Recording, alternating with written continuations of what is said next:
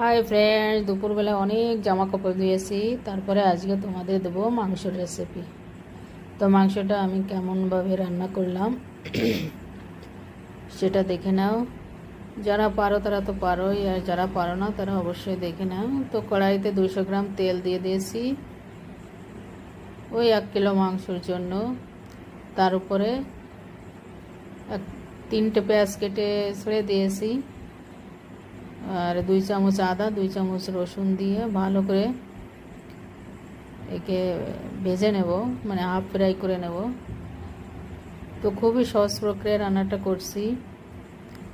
তো এখানে কিছু মশলা, শুকনো মশলা, পিসা শুকনো মশলা ঢেলে দিলাম। জিরা, লবণ, হলুদ, গরম মশলা, ধনিয়া, পিসা ঝাল এগুলো দিয়ে, আর একটুখানি জল দিয়ে দিয়েছি 3-4 চামচ মতো। ভালো করে ওকে ভেজে নিলাম যতক্ষণ না পর্যন্ত তেল ছাড়ছে। তারপরে মাংসটা দিয়ে দিলাম।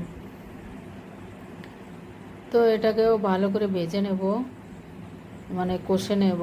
তো ঢেকে ঢেকে কষতে হবে, কমসে কম 15-20 মিনিট পর্যন্ত একে ঢেকে ঢেকে কষতে হবে। তো আমার মাংসটা কষা হয়ে গেছে। তারপরে এটাকে এর ভিতরে গরম জল দিয়ে দিলাম। তো গরম জল দিয়ে, যেহেতু খাসির মাংস, তো এটাকে আমি কুকারে চড়িয়ে দিয়েছি।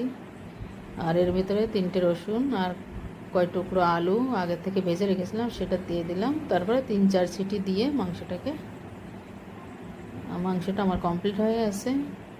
তো এবার আমি একটু গরম মশলা পিষে, লং, ইলাচি আর ডালচিনির টুকরো পিষে এর ভিতরে টেস্টের জন্য ছেড়ে দিলাম। এটাই এর সিক্রেট, এটাই মাংস টেস্টি করতে গেলে এটাই দিলে খুবই টেস্টি হবে। তো চলো, ওকে, আবার মিলবো নেক্সট ভিডিওতে।